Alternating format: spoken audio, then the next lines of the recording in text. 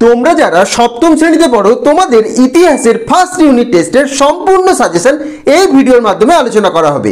তাই এই ভিডিওটি সপ্তম শ্রেণীর ছাত্রছাত্রীরা সম্পূর্ণ দেখো।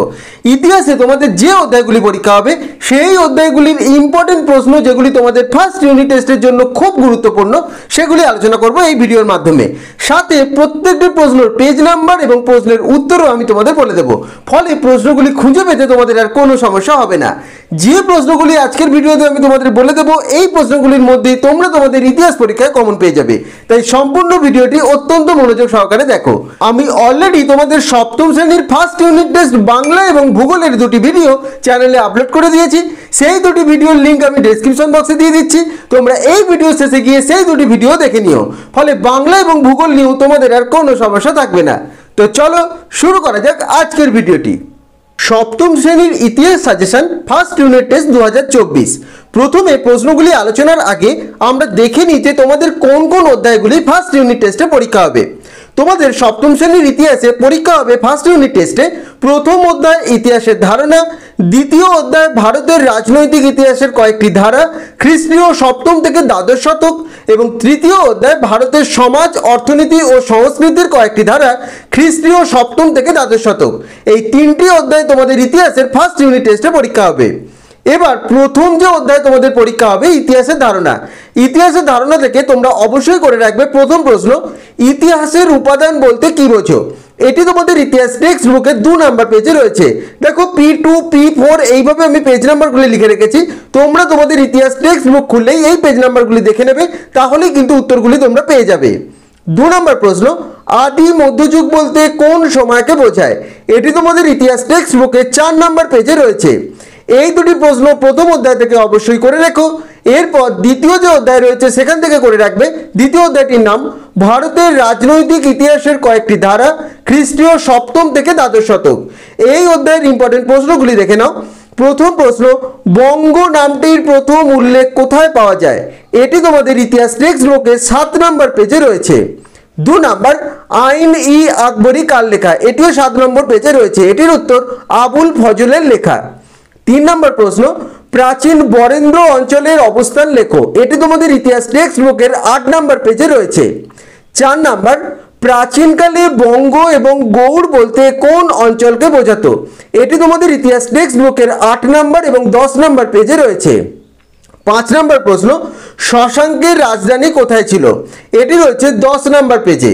6 নাম্বার, লো টো মো চিও কি?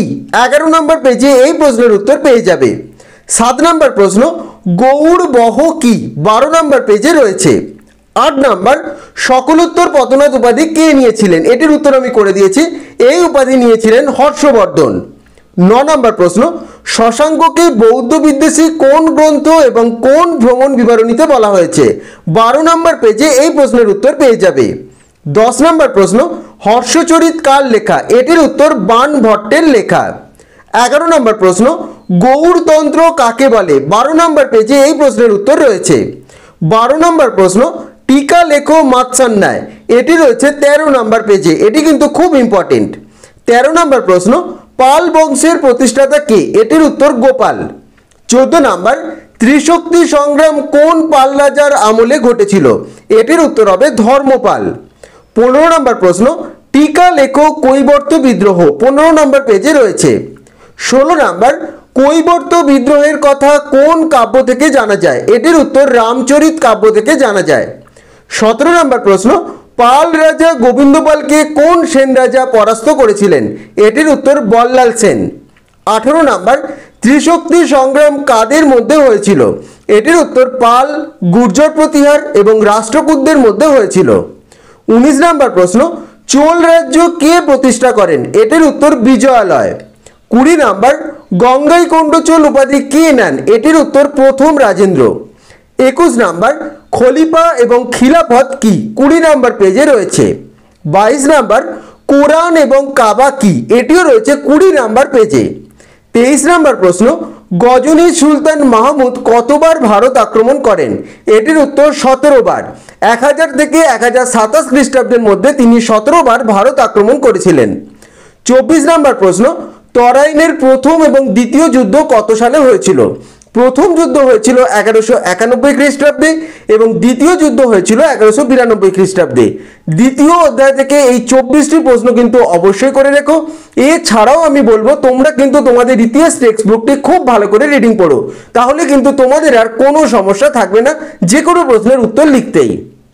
এরপর শেষ এবং তৃতীয় যে অধ্যায়টি তোমাদের ফার্স্ট ইউনিট টেস্টে ইতিহাসে পরীক্ষা হবে সপ্তম শ্রেণীতে, সেটি হলো ভারতের সমাজ, অর্থনীতি ও সংস্কৃতির কয়েকটি ধারা, খ্রিস্টীয় সপ্তম থেকে দ্বাদশ শতক। এর উত্তরগুলি তোমরা দেখে নাও। প্রশ্নগুলি প্রথমটি সামন্ততন্ত্র কাকে বলে, 26 নম্বর পেজে রয়েছে। 2 নাম্বার উর এবং নাড়ু কি, এটি রয়েছে 27 নম্বর পেজে। 3 নম্বর প্রশ্ন নগরম কি, এই প্রশ্নের উত্তর রয়েছে 27 নম্বর পেজে। 4 নম্বর প্রশ্ন রাজারা উৎপন্ন ফসলের কত ভাগ কৃষকদের থেকে কর নিতেন, এটির উত্তর করে দিয়েছি, এটির উত্তর হবে 1/6 ভাগ। 5 নম্বর প্রশ্ন পাল ও সেন যুগের প্রধান উৎপন্ন ফসলগুলি কি ছিল, এটি রয়েছে তোমাদের ইতিহাস টেক্সট বুকের 29 নম্বর পেজে। 6 নম্বর প্রশ্ন পাল ও সেন যুগের গৃহপালিত এবং বন্য পশুগুলি কি ছিল। এর সাথে আরেকটি প্রশ্ন আছে, পশুদের মধ্যে কোন দুটি পশু বাংলার বাইরে থেকে এসেছিল। তোমাদের ইতিহাস টেক্সট বুকের 29 নম্বর পেজে এই প্রশ্নের উত্তর পেয়ে যাবে। 7 নাম্বার রামচরিত কার লেখা, এটির উত্তর সন্ধ্যাকর নন্দী। 8 নাম্বার চর্যাপদের পুঁথি কে কোথা থেকে উদ্ধার করেন, এটির উত্তর রয়েছে তোমাদের ইতিহাস টেক্সট বুকের 31 নম্বর পেজে। 9 নম্বর প্রশ্ন নির্বাণ কি, এটিও রয়েছে 31 নম্বর পেজে। 10 নম্বর প্রশ্ন নালন্দা বৌদ্ধ বিহার কোথায় গড়ে উঠেছিল, এই বৌদ্ধ বিহারের পরিচয় দাও, এটি রয়েছে তোমাদের ইতিহাস টেক্সট বুকের 32 নম্বর পেজে। 11 নম্বর প্রশ্ন বিক্রমশীল মহাবিহার কোথায় গড়ে উঠেছিল, এই মহাবিহারের একজন মহাচার্যের নাম লেখো, 34 নম্বর পেজে রয়েছে। 12 নম্বর ধীমান এবং বিটপাল কে ছিলেন, 36 নম্বর পেজে রয়েছে। 13 নম্বর প্রশ্ন গীত গোবিন্দ কার লেখা, এটির উত্তর জয়দেব। এই প্রশ্নগুলো কিন্তু খুব ভালো করে তোমরা দেখে রাখবে, যে কোনো প্রশ্নই কিন্তু এর মধ্যে তোমাদের আসতেই পারে। 14 নম্বর পবনদূত কার লেখা, ধৈর লেখা। 15 নম্বর প্রশ্ন লক্ষণ সেনের রাজসভার পঞ্চরত্ন কারা ছিলেন, এটির উত্তর জয়দেব, ধৈ, গোবর্ধন, উমাপতিধর এবং শরণ। 16 নম্বর প্রশ্ন সদুক্তি কর্ণামৃত কার লেখা, এটির উত্তর হবে শ্রীধর দাসের লেখা। 17 নম্বর প্রশ্ন বল্লাল সেনের লেখা দুটি বইয়ের নাম লেখো, দানসাগর এবং অদ্ভুত সাগর। 18 নম্বর ব্রাহ্মণ সর্বস্ব বইটি কার লেখা, এটির উত্তর লক্ষণ সেনের মন্ত্রী হলায়ুদের লেখা। এবং 19 নম্বর প্রশ্ন নাস্তিক পণ্ডিতের ভিটা নামে পরিচিত ছিল কার বাড়ি, এটির উত্তর হবে দীপঙ্কর শ্রীজ্ঞান বা যিনি অতীশ নামে পরিচিত ছিলেন। এই 19টি প্রশ্ন তৃতীয় অধ্যায় থেকে অবশ্যই করে রেখো, এগুলি তোমাদের ফার্স্ট ইউনিট টেস্ট ইতিহাসের জন্য কিন্তু ভীষণ ইম্পর্টেন্ট। আমি প্রশ্নগুলির উত্তরের পেজ নাম্বার বলে দিয়েছি এবং কিছু প্রশ্নের আমি উত্তরও বলে দিয়েছি, তাই তোমাদের এগুলি খুঁজে পেতে কোনো সমস্যা হবে না। আশা করছি তোমরা সমস্ত উত্তরগুলি তৈরি করে নেবে, এগুলির মধ্যে থেকেই তোমরা তোমাদের ফার্স্ট ইউনিট টেস্ট পরীক্ষায় কমন পেয়ে যাবে। তাই কোনো প্রশ্ন কিন্তু এগুলির মধ্যে তোমরা বাদ দিও না, প্রত্যেকটি প্রশ্ন কিন্তু ইম্পর্টেন্ট। এটি হলো তোমাদের সপ্তম শ্রেণীর ইতিহাসের ফার্স্ট ইউনিট টেস্টের সম্পূর্ণ সাজেশন। তো আশা করছি আজকের ভিডিওটি তোমাদের ভালো লেগেছে এবং আজকের ভিডিওর মাধ্যমে সপ্তম শ্রেণীর ইতিহাসের ফার্স্ট ইউনিট টেস্টের সম্পূর্ণ সাজেশন তোমরা পেয়ে গেলে।